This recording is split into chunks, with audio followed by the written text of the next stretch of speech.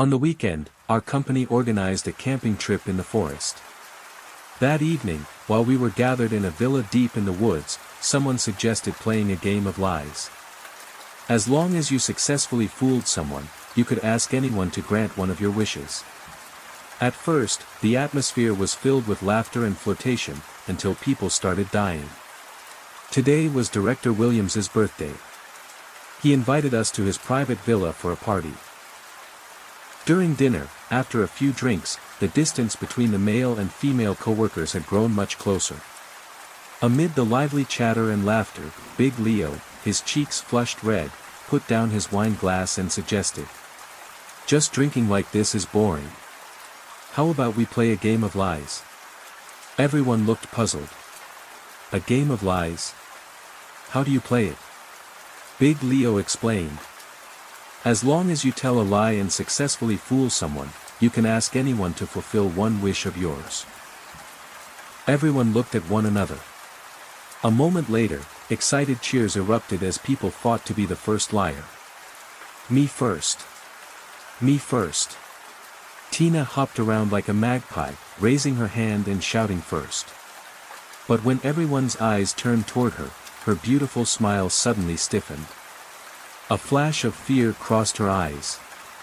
"Wait, I just remembered something. When I came in earlier, I saw a huge spider on the chandelier." As she spoke, she pointed above her head. Jack, who was sitting beside her, instinctively looked up, twisting his neck into an awkward angle. Victoria stood on her tiptoes, her hair even brushing against the crystal chandelier. The two looked at each other and realized there was absolutely nothing on it. Tina burst into laughter. "Two fools got tricked by me. This is so fun, so fun." Amid Jack and Victoria's awkward smiles, Tina spun around, swept her gaze across everyone, and said playfully, "I fooled you all successfully. Now let me think about what wish I want. Tina, in that outfit today, you look like a socialite who stepped right out of an oil painting." Big Leo scratched his head and managed to squeeze out a compliment. I never really noticed before. But now that I look closely, your features are actually very delicate." Then it was my turn. Looking at Tina's radiant makeup, I hurriedly said, "Wow, those earrings you're wearing today go perfectly with your dress. They make you look like you're glowing." After everyone had finished complimenting her, Tina looked like a cat being petted. She smugly lifted her chin. Victoria quickly patted Jack on the shoulder. "Your turn to fool someone now." Victoria waved her hands repeatedly. "Let someone else go first. Come on, I'm a little slow at coming up with things. I haven't thought of anything yet." Without another word, Tina shoved a glass of wine into her hand. Seeing that she couldn't refuse, Victoria picked up the glass and was about to drink the penalty. Suddenly, she glanced at Tina and pointed at the right shoulder of her dress. "Tina, why is your dress faded over there? Did you wash it too many times?" Tina nearly jumped to her feet. "How is that possible? This is a designer dress I just bought yesterday." As she spoke, she lifted the hem of her dress and looked it over from side to side. Only when she realized the fabric still looked brand new did she understand that she had been tricked. Putting her hands on her hips, Tina said, "Not bad. You're pretty quick-witted, huh? Looks like you really know how to play. Now it's time for the wish." Victoria tilted her head, her gaze passing over the golden birthday flower pinned to Director Williams's chest. "I just learned this from Tina. So I'll put what I've learned into practice. Today is Director Williams's birthday. I hope each of you can give him a birthday wish, and no repeating, okay?" So everyone took turns offering birthday wishes to Director Williams. Laughter and cheerful chatter filled the room. When it was Emily's turn, she nervously grabbed the hem of her clothes and suddenly pointed at Victoria's phone. "Ms. Victoria, your phone is ringing. I think it's your father calling." Victoria didn't even bother turning around. "I put my phone on airplane mode before the party started." You can't fool me. Emily's shoulders immediately slumped. Mumbling to herself, she picked up the glass of wine and prepared to accept the penalty, but Jack suddenly snatched it away. I'll drink this for her. Emily's on her period. It's not a good idea for her to drink. Jack tilted his head back and emptied the glass in one gulp, causing everyone to start teasing him suggestively. Emily was already so embarrassed that her cheeks had turned bright red. She lowered her head and didn't dare look at Jack even once. Emily was new to the company. She had delicate, pretty features and a gentle, soft personality, so she was very popular among the male employees. Tina chimed in from the side. Hey, everyone, if I get a penalty drink later, can handsome Jack drink it for me too? I'm on my period as well. Jack acted as though he hadn't heard a thing and simply sat back down. He picked up the bottle and poured himself 2 more glasses in a row. Everyone could tell that something wasn't right. They assumed that Emily's lack of response had disappointed Jack a little, but then they saw his Adam's apple bob up and down before he suddenly let out a suppressed sob. What Emily said just now reminded me of my dad. My father passed away a week ago. I miss him so much. As soon as he finished speaking, he began crying even more sorrowfully. For a moment, nobody knew what to do. They could only gather around to comfort him. Emily even handed him a tissue. But the very next second, Jack suddenly lowered his hands and broke into a wide grin. My dad isn't dead. You all got fooled, didn't you? That was my lie. Big Leo shot to his feet. Hey, that's way too much. It's just a game, and you're actually cursing your own father. Tina also stomped her foot angrily. What you did is really messed up. But Jack didn't care in the slightest. His eyes were fixed on Emily, and there was a greedy excitement gleaming in them. According to the rules of the game, my wish is for you to be my girlfriend. As soon as he said that, everyone couldn't help but let out a chorus of whistles and exclamations. That's a little shameless, isn't it? Emily bit her lip shyly, but she didn't want to ruin everyone's mood. After thinking for a moment, she finally said, Okay, I agree. But I'll only be your girlfriend for 1 second. 1 second ago I was your girlfriend, but this second, we've already broken up. Emily's quick-witted answer earned a round of applause and laughter from everyone. Hearing that, Jack could only smile helplessly. He gently shook his head and drained another glass of wine. An involuntary sigh of resignation escaped his throat. The noise gradually died down, and the atmosphere once again became awkward. To ease the tension, I gritted my teeth and said, Last week I bought a lottery ticket and won $700,000. Do you guys believe me? Jack let out a sneer. Pfft. You. Winning $700,000. Just look at yourself. Your shoes are practically falling apart. I bet that $700,000 only exists in your dreams. Jack's mocking words were as sharp as knives. I couldn't help feeling angry inside, but I could only force a smile and pick up my drink as a penalty, hoping the awkward situation would pass quickly. Alright. It's finally my turn.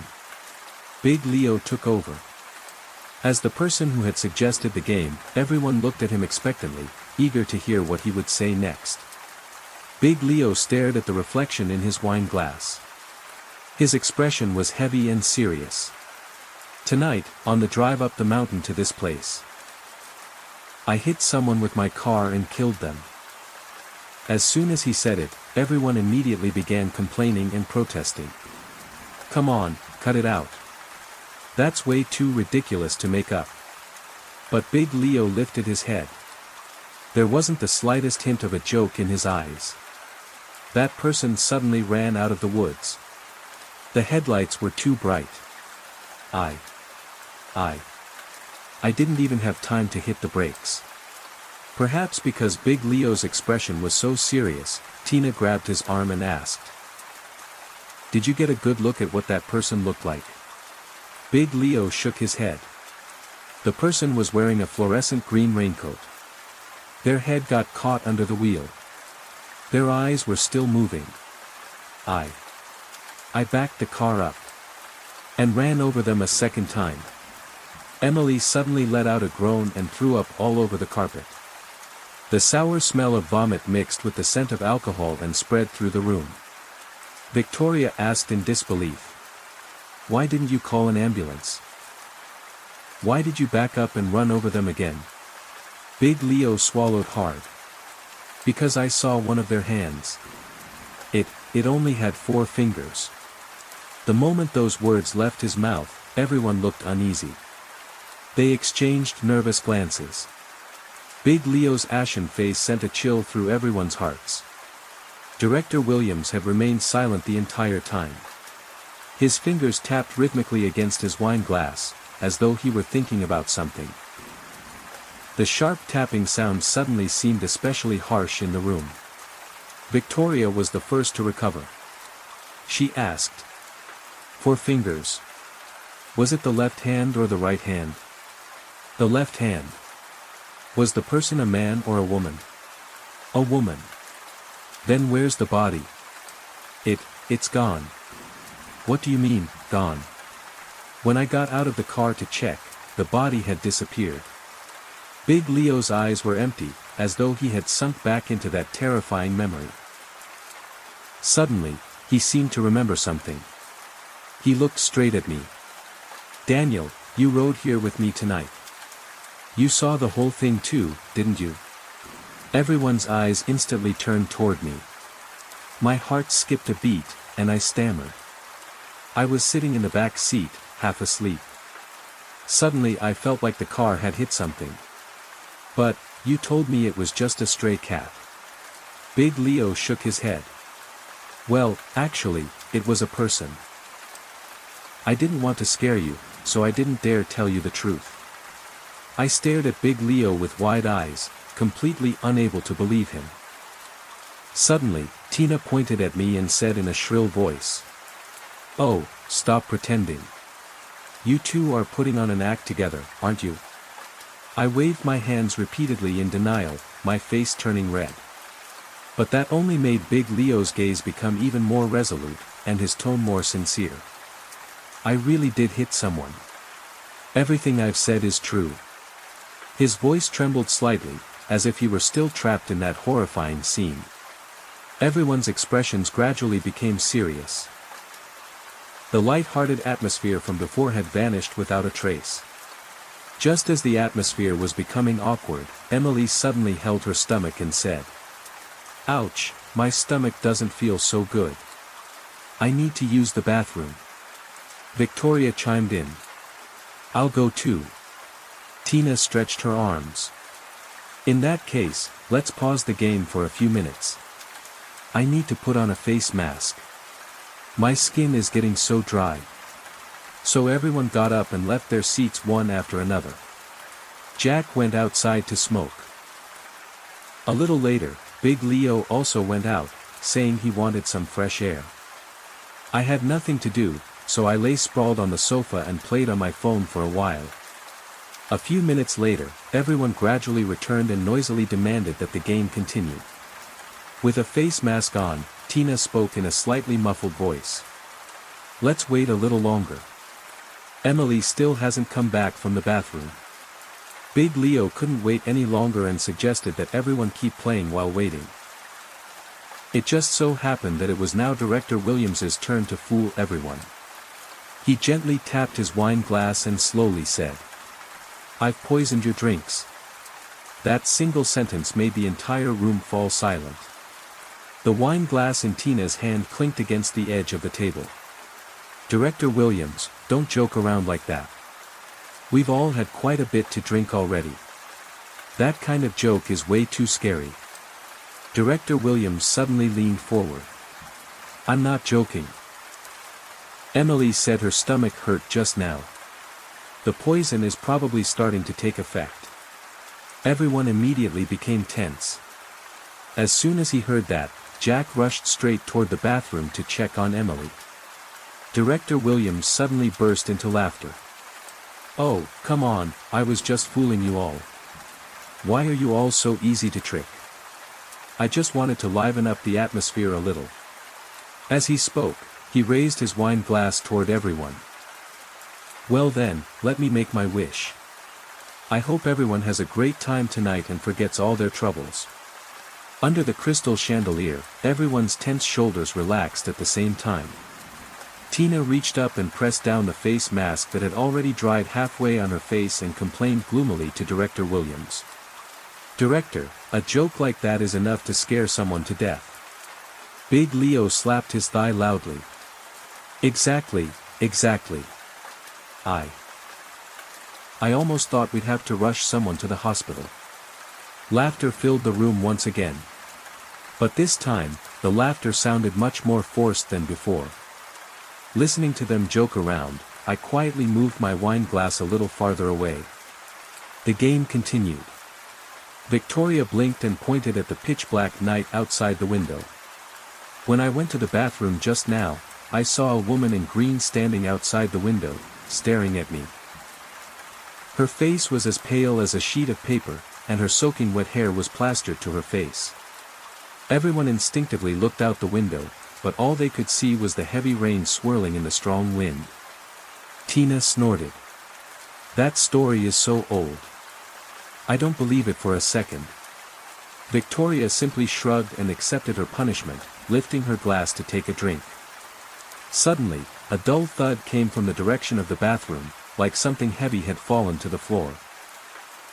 Emily came rushing out from around the corner, her face deathly pale, screaming at the top of her lungs. Come out here, quick. There's a bloody handprint in the hallway. That's a lot more convincing than last time. I almost fell for it. Emily was trembling all over, and her voice carried the sound of tears. I'm telling the truth. That bloody handprint only has 4 fingers. As soon as everyone heard that, Jack was the first to rush over. The others no longer cared whether this was part of the game or not and followed behind him to take a look. Emily wasn't lying. On the wall in the hallway outside the bathroom was indeed a bloody handprint. And, just as she had said, it only had 4 fingers. The thumb was missing. Jack leaned in and examined it carefully for a while before saying, "This isn't blood. It's ketchup." Director Williams was the first to speak. Whose prank is this?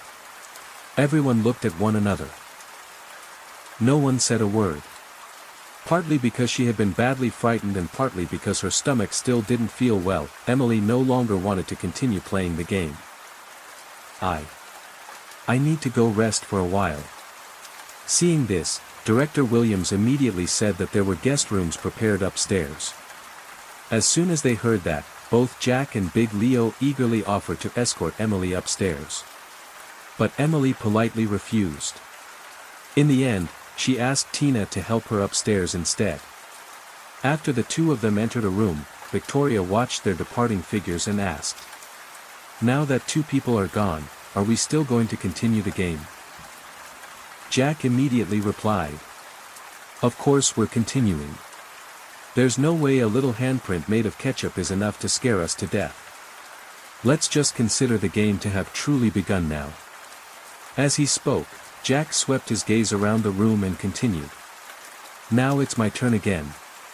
Let me tell everyone a secret. That bloody handprint in the hallway was made by me." "What?" Everyone gasped in unison. But they quickly realized that Jack was probably just talking nonsense. Jack continued. "Do you all remember Big Leo's story about hitting someone with his car? When he described that woman with 4 fingers, I thought it would be pretty interesting if a 4-fingered handprint actually appeared. So I took advantage of the 10 minutes while everyone had gone off on their own and sneaked into the kitchen to get some ketchup. I deliberately smeared it on the wall outside the bathroom. That's a place everyone has to pass by. Why would you do that?" "Because I just wanted to see the terrified looks on your faces. Especially yours, Big Leo." As he said that, he stared directly at Big Leo. "You made up that story about a woman with 4 fingers just to show off in front of Emily, didn't you?" So what if I use this trick to make your story come true? Isn't my lie even more exciting than yours? Everyone could tell that Jack was simply speaking out of spite. As for whether the bloody handprint had really been made by him, it was impossible to tell for the moment. After finishing, Jack saw that no one responded. Feeling bored, he raised his glass and drank another penalty shot himself. Just then, Tina came downstairs. Only then did everyone let out a small sigh of relief.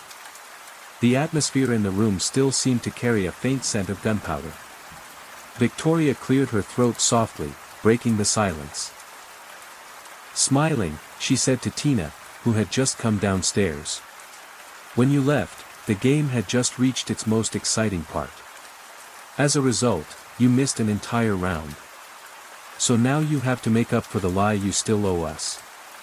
Tina briskly returned to her seat, but suddenly raised her index finger to her lips, signaling everyone to be quiet. Then she gestured to everyone again. Look at your phones. At that very moment, everyone's phones received a message sent by Tina. I stared at the words on the screen, my fingertips going slightly numb. While we were upstairs, Emily told me something. The person she's always liked is you. After you've read the message, please place your phone face down on the table. I glanced around. Different emotions flickered in everyone's eyes. I couldn't help thinking that perhaps, the message each person had received was different. The contents probably weren't the same at all. When the last phone made a soft click and was placed face down on the table, the entire room fell into a chilling silence.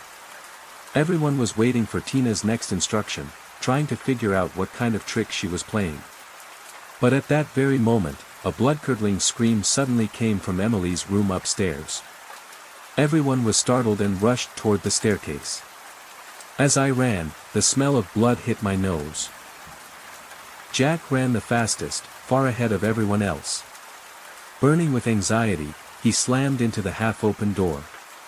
In an instant, everyone froze. Emily was lying on the bed, her body covered in blood. But her head was gone. And on the front of her shirt, over her chest, was a clear four-fingered bloody handprint. But the thing no one could have expected was that only a few water stains remained on the table.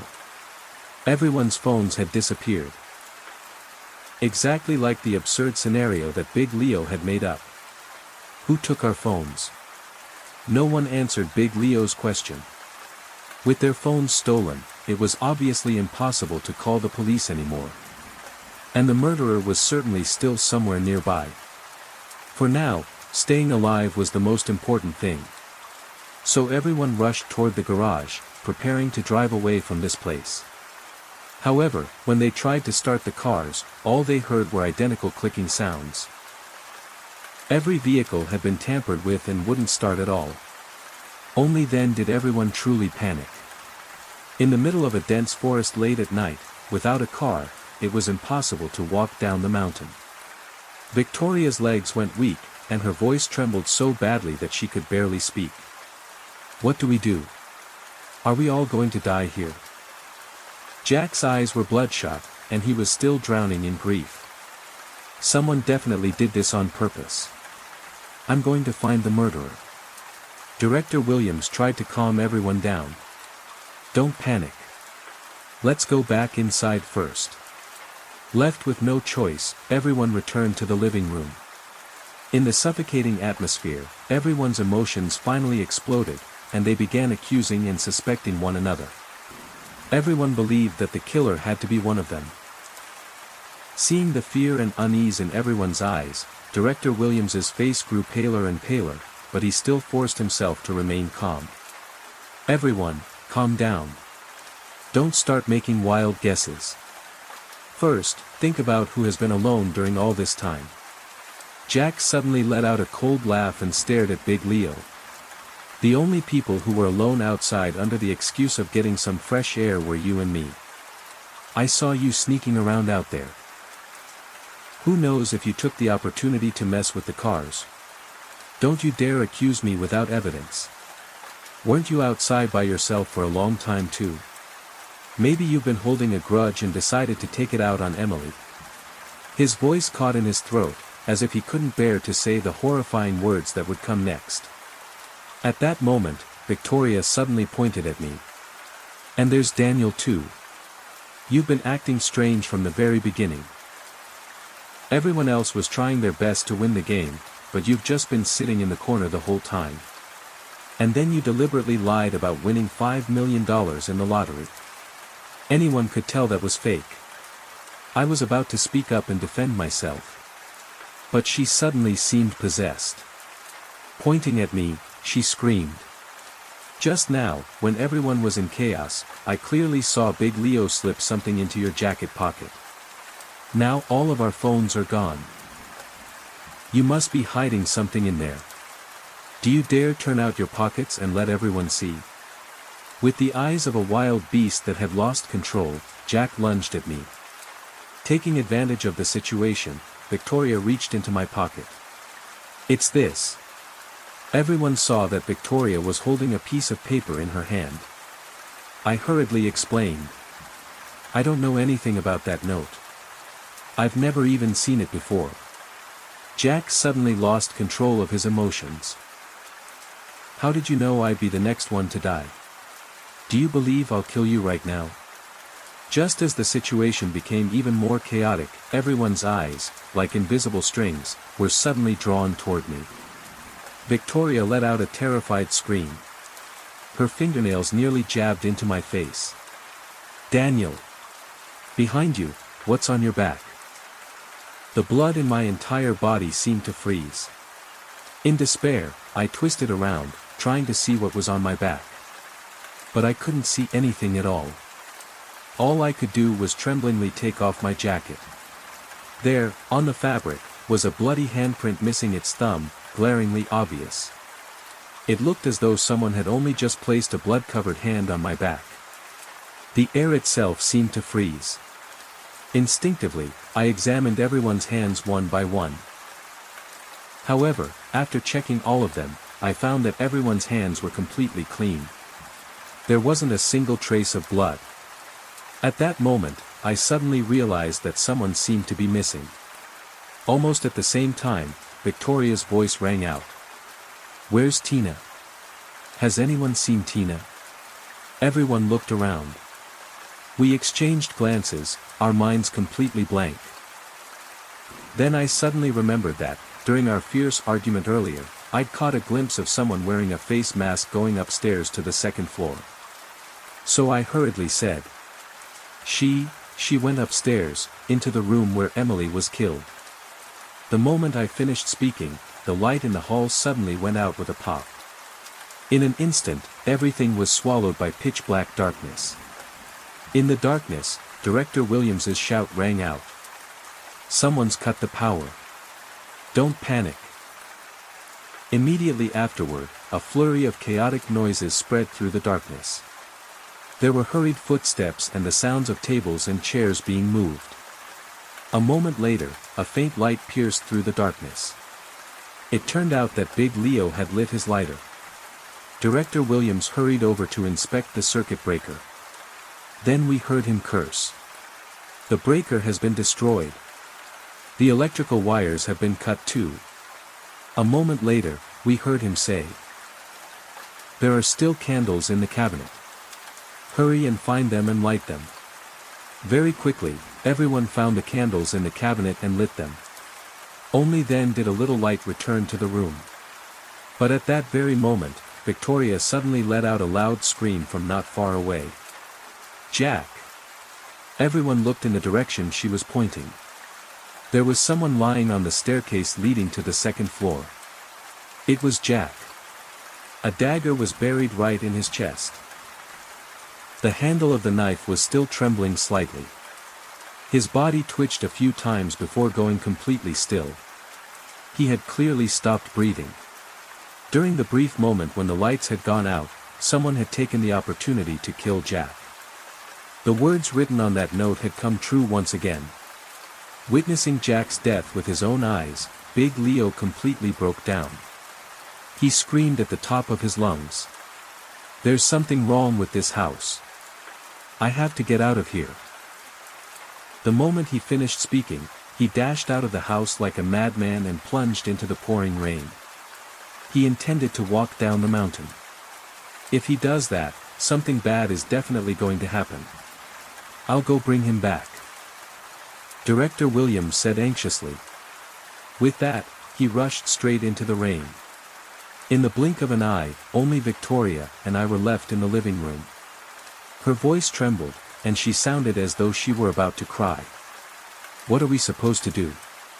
Our phones have been stolen. The cars have been sabotaged too. We can't call the police, and we can't leave this place. Are we really just going to sit here and wait to die? My own mind was a complete mess.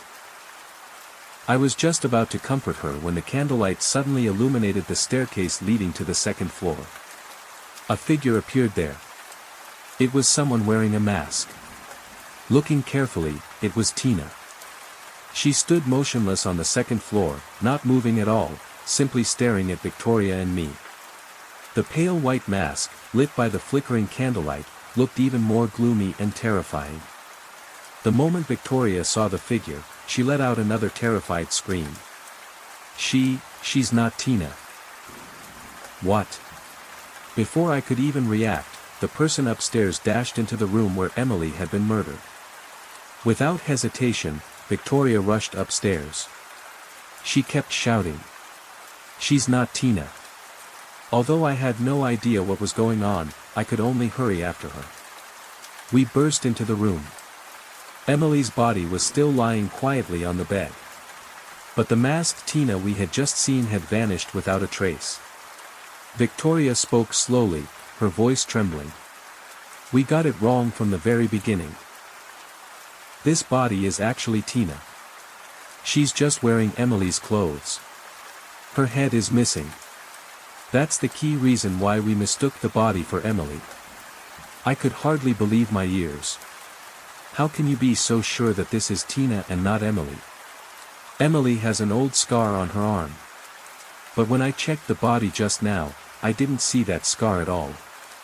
On the other hand, the masked person we saw a moment ago. I saw that familiar scar on her arm. Hearing what Victoria said, I suddenly understood. Earlier, Emily had complained about a stomachache and asked Tina to help her upstairs to a room. Inside that room, Emily killed Tina.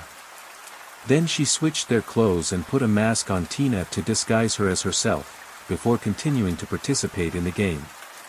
She used Tina's phone to send messages to everyone and asked everyone to place their phones on the table.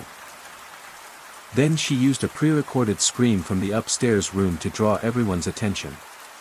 The culprit had taken everyone's phones during the chaos precisely to prevent anyone from calling the police. Could all of this really have been a meticulously planned trap? Just as my mind was in complete turmoil, a strange noise suddenly came from downstairs. It sounded as if someone had just entered the house. I jumped in fright. Could it be that Director Williams and Big Leo had returned? I didn't have the mind to think any further. I hurried downstairs, wanting to explain to them about Emily and Tina switching identities.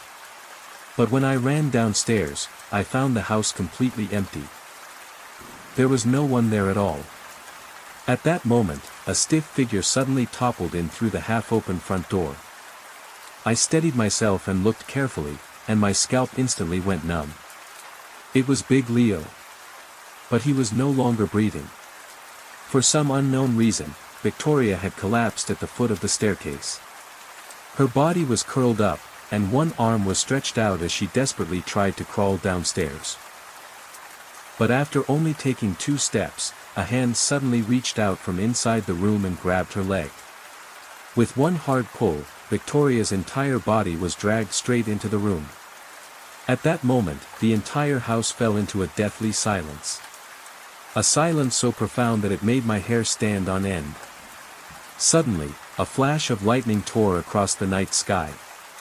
A figure appeared at the doorway. 2 figures moved toward me at the same time. The person at the door had blood all over his face. I looked carefully and realized that it was Director Williams. The person upstairs had also removed the mask from her face. It was indeed Emily. Her eyes were empty and cold, enough to send a chill down anyone's spine. Instinctively, I took 2 steps back and then sat down at the dining table. Director Williams and Emily also walked straight to the table. Director Williams poured himself a glass of wine and said in an indifferent tone, "Things have come to this point. The only person who can leave here alive in the end will definitely be me." I stared at the bloodstains on his body that had not yet dried and said, "Not necessarily. Now there are only 3 of us left. Interested in continuing the game? If we're playing, then let's play. But we need to change the rules. We'll switch to a game of truth." Emily answered softly. Director Williams raised his glass and spoke first. "Actually, today isn't my birthday." "I know today isn't your birthday. Today is the anniversary of my friend's death. On this day 3 years ago, someone died in this house. On this day 3 years ago, I lost a loved one. On this day 3 years ago, I lost a friend. You two knew each other before. You both came here because of the same person. Before joining the company, I didn't know Emily at all. Before joining the company, I didn't know Emily either. The person who died here 3 years ago was a woman. Her name was Lily Cross. Her left hand had only 4 fingers. 3 years ago, Lily Cross discovered that you had been falsifying the company's accounts to embezzle funds. On this very night 3 years ago, in this very house, you ordered Victoria to drug Lily Cross's drink, ordered Big Leo and Charlie Zhou to assault her, and ordered Tina to record the whole thing. On this night 3 years ago, Lily Cross wasn't afraid of your threats. She insisted on calling the police. So you silenced her forever and buried her body out in the wilderness. Today's gathering was a hunt that I planned. I wanted to kill everyone who knew the truth. I hid in the company for 3 years. After a few drinking sessions, I pieced together the truth from the drunken slips of Charlie Zhou and Big Leo. What's more, I even sent you an anonymous email. And that made you start suspecting the people around you. That's how this gathering came to happen. I came here tonight for one reason only, to avenge Lily Cross. I was the one who sabotaged the circuit breaker. I wanted you all to turn on one another. I was the one who tampered with your cars so none of you could leave. I was the one who left the bloody handprints to make you suspect each other. And I was also the one who, disguised as Tina, took all of your phones so you couldn't call the police. I killed Big Leo and Charlie Zhou. I killed Tina and Victoria. Now it's your turn. This hunting game is almost over. You two are the final prey." As he spoke, he reached toward his waist, trying to pull out the dagger hidden there.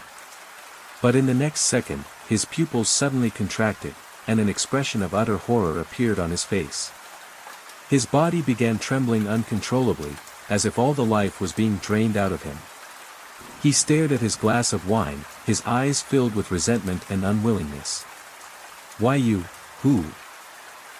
Before he could finish speaking, his voice became slurred and indistinct. I silently watched everything unfolding before my eyes. Actually, I had already known that Director Williams had really poisoned our drinks. It's just that while he wasn't paying attention, I switched my glass with his. Emily had also been on guard from the very beginning and hadn't taken a single sip of wine. Director Williams's eyes bulged, filled with despair and terror. The moment I saw him collapse, he instinctively grabbed the tablecloth. The candles toppled over with it. Fueled by the alcohol, the flames instantly grew out of control. Very quickly, the house was swallowed by a sea of fire. Emily and I escaped outside and watched as the savage flames gradually consumed the villa. It should all be over now. Only the 2 of us are left. Do you still want to continue the game? Then let's keep playing the game of truth. Then you go first. Lily Cross was my fiancé. Daniel was nothing more than a fake name to deceive everyone. And Emily was only a disguise to fool all of you. 3 years ago, Lily Cross mysteriously disappeared. So I hid my identity and changed my name, all to uncover the truth. I forgot to tell you, my real name is Daniel Bowen. Ever since you escaped death from that pile of mud 3 years ago, your face was completely ruined. Carrying the guilt you felt toward your fiancé, you chose to live with your hatred. You underwent reconstructive surgery and even wore a prosthetic finger. From then on, you stepped onto a path of revenge with no way back. I also forgot to tell you. I am Lily Cross. At some point, the rain had stopped. A ray of brilliant morning sunlight pierced through the clouds and fell upon the overlapping shadows of Lily Cross and me, scattering countless flecks of light around us. The night breeze, carrying the acrid smell of burning, swept across the ruins and gently lifted Lily Cross's hair. It carried my thoughts back to the moment we first met and to the years when we were deeply in love.